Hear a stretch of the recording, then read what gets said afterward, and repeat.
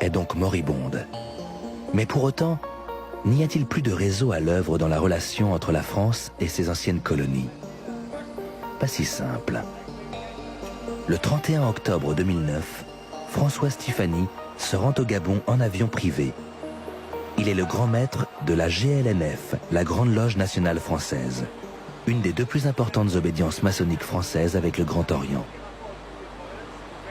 La Grande Loge du Gabon vient d'élire un nouveau grand maître en remplacement de feu Elhadj Omar Bongo Ondimba, et ils ont organisé une tenue de Grande Loge à l'occasion de laquelle on procède à l'investiture, c'est-à-dire à l'installation suivant une cérémonie rituelle.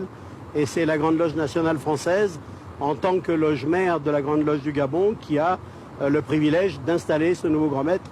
C'est pour ça que j'y vais avec mes officiers installateurs.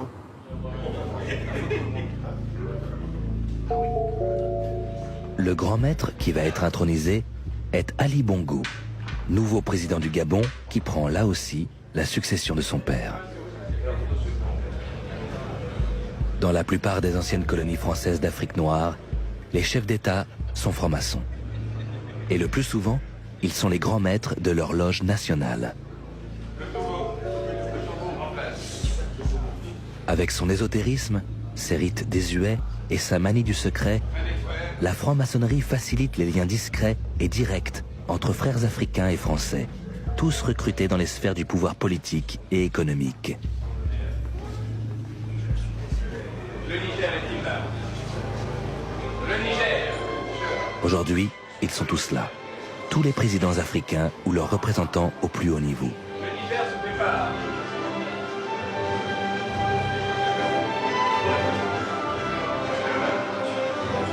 Quelques jours après cette cérémonie, c'est un rassemblement mondial de la franc-maçonnerie qui devait se tenir au Gabon, avec une forte présence des Américains.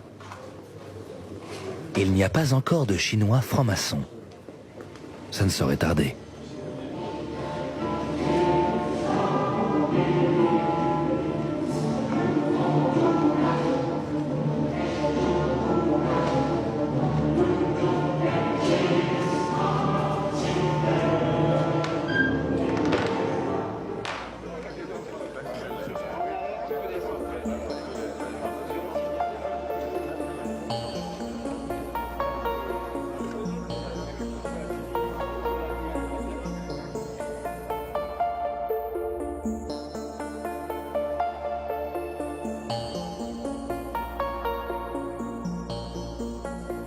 La France-Afrique, ce système de relations complexes entre la France et l'Afrique, créé par le général de Gaulle, s'est effondré.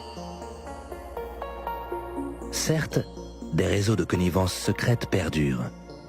Des amis discrets de Nicolas Sarkozy, comme Robert Bourgi ou Patrick Balkany, continuent de fréquenter assidûment les palais africains, en dehors de tout contrôle public. Mais les chefs d'État du continent noir, toujours aussi peu soucieux du bien-être de leur population, naviguent désormais dans un monde concurrentiel au mieux de leurs intérêts personnels. Quant au président de la République française, en charge d'un pays qui a toujours autant besoin des ressources énergétiques de l'Afrique noire, il n'est plus que le représentant de commerce attentionné des grands groupes industriels.